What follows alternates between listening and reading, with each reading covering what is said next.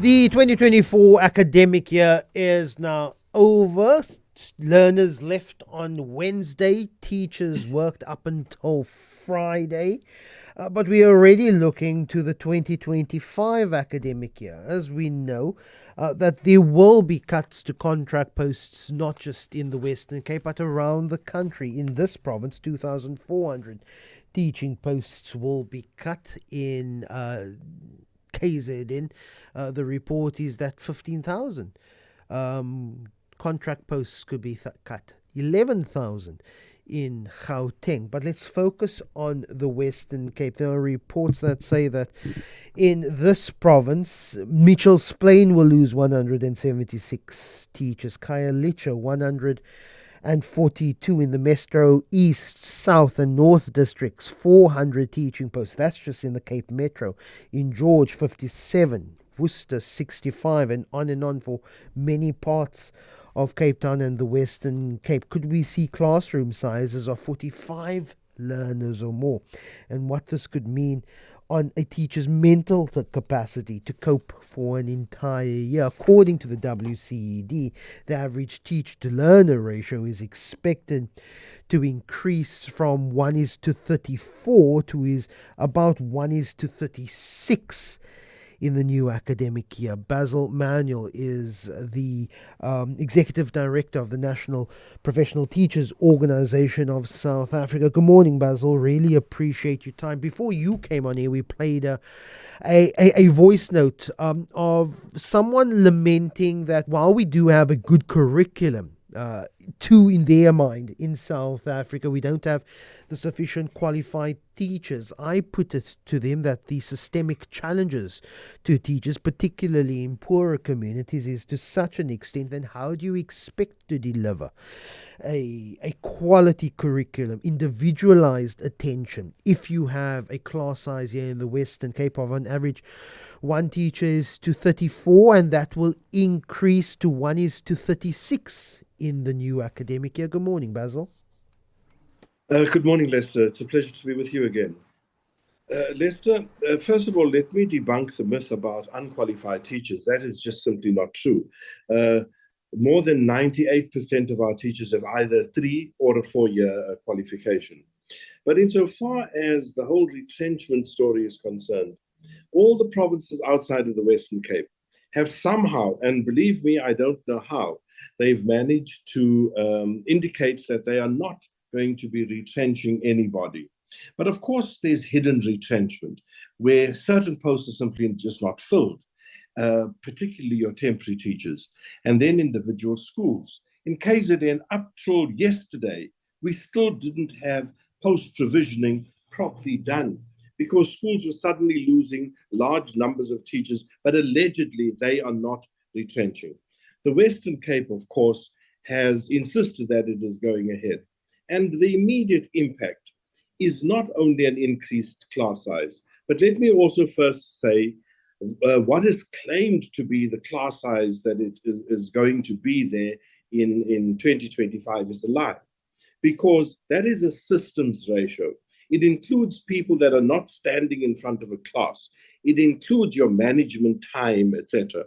So the reality of class sizes is that we are looking beyond 40, simply just when you have to have management time. There must be time for the principal to run the school and the heads of department and the deputy principal and so on.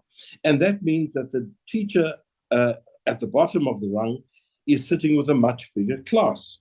And that is where the so-called manure hits the fan, because now we are talking about the quality of learning and teaching. We complain about a variety of things, and you're right, it's systemic, but this doesn't solve the systemic problem. Talk to me about staff retention, particularly amongst younger teachers. Anecdotally, I would go through and listen to the conversations of considered to be younger teachers who have been in the profession between 2 and 5 years, who have said, I've tried it, I cannot keep up, I'm leaving the profession. We do know that there is a natural atrophy of people who would reach the end of their teaching career and new blood would come in. But talk to me about younger teachers between 2 and 5 years in the profession who are saying, sorry, I cannot continue in this environment anymore. Lester, there are two categories. The one category that says, it's not that I'm unhappy about teaching, it's that I'm unhappy with the conditions here. And they look for better opportunities, either in the private sector, such as private schools, where that are not always so rosy, but the majority of them particularly look at shores further away from the country. We are talking about the Americas, we are talking about Britain, etc. 2 years ago, I was in the States as a guest of one of the unions, and they indicated what a big problem they have in terms of just teacher training. And the solution was go to English speaking countries to find more teachers. So there are people ready to poach, and we are not creating the conditions to keep. The second category is, of course, those that are just simply saying, this is not for me. At the moment, those people are discouraged by the economy because the economy is not endearing itself to people moving around at will. And for now, that is a saving grace, so to speak. However, that time will pass too. And the fear is that within 5 to 8 to 10 years, we're going to see a mass shortage of teachers because we are simply not training enough. At the moment, there's an appearance of enough teachers, but that is not sustainable given the natural attrition that you've spoken about, as well as this attrition via choice. I work in a corporate environment for a private company. Many corporate environments have wellness divisions. Do you have a particular issue? Are you feeling stressed? Do you need any guidance, assistance in dealing with mental health? Do such mechanisms exist broadly in the Department of Education in South Africa? In theory, Lester, in theory, it is there. Every province has it, but that is the problem, that it's more theory than a practice. If you go to an average school and you ask, even anonymously, how many people have used the wellness programs, and I'll tell you, on a scale of 1 to 10, it's minus something, simply because there are no good stories coming out. There are no stories of this was really a good thing to do. So in theory, provinces talk about wellness programs, but we don't see it in action. We don't see it in action for the normal in-your-face type problems where, let us say somebody has a drinking problem and you want to intervene and you ask them to intervene. The types of interventions are really not what one expects. So when it comes to mental health, it's even a more hidden problem. And of course, there's anonymity that you want to protect, and the people just don't feel comfortable. So, no, I don't believe we can claim to have a working system that is looking after our teachers. A message here: teachers have it easy, Lester. 4 breaks a year, weekends included. As someone who operates in the sector of education, Basil, you would obviously debunk that notion that teachers have it easy, that they're on holiday when learners are on holiday. Lester, we had a beautiful test during COVID. COVID was a rough time, but it was rougher for parents who had to stay with their children. And we had countless stories where people were just phoning teachers to say, can't you just take a few for a day or so? Because parents weren't coping. So, Lester, I don't need to go any further. It is absolutely a myth. Parents can't cope with their children, but teachers are coping with 30 and 40 and 50 in some places.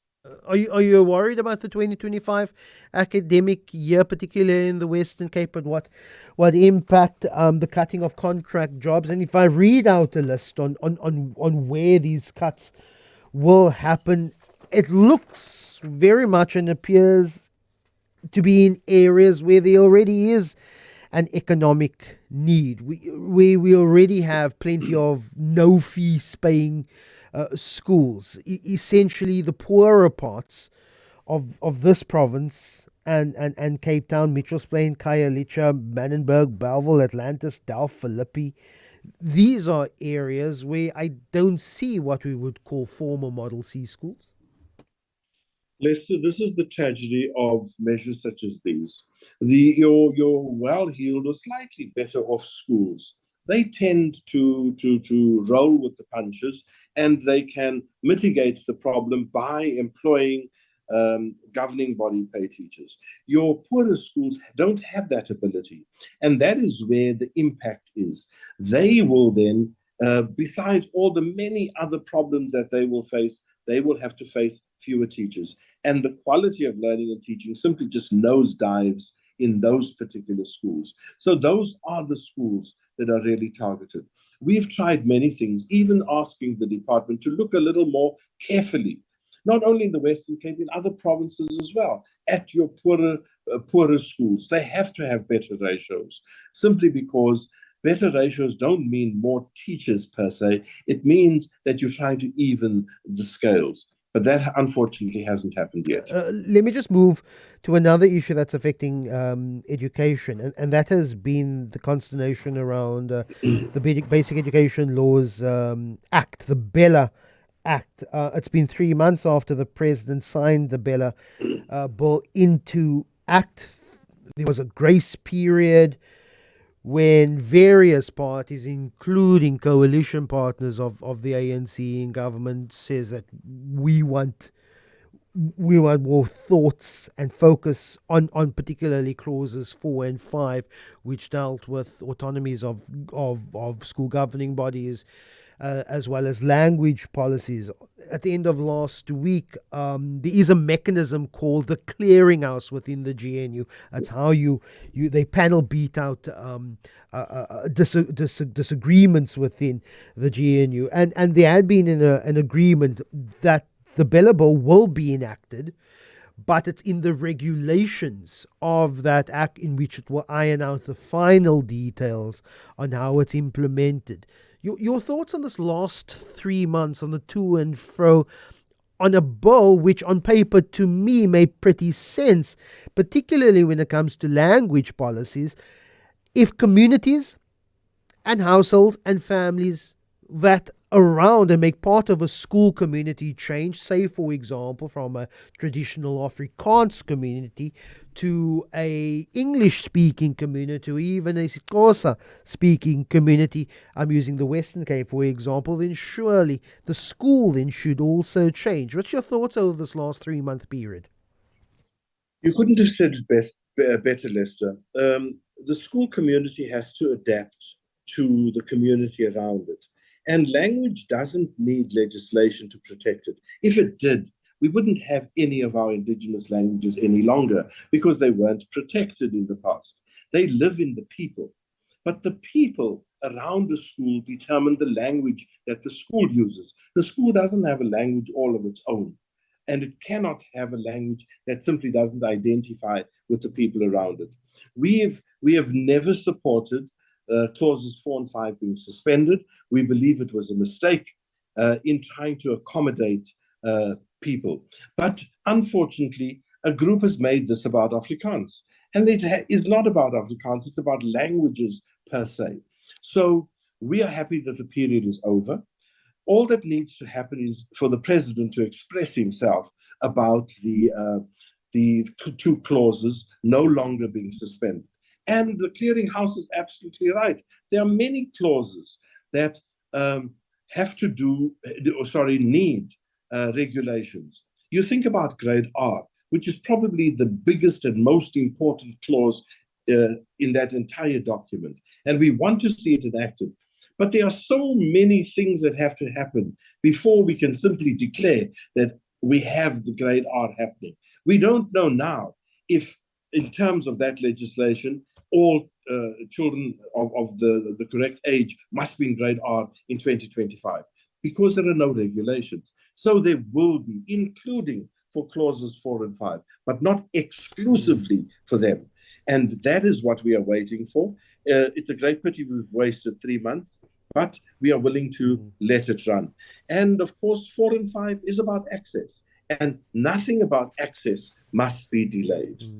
Really appreciate your time. Basil Manuel is the Executive Director of Naptosa.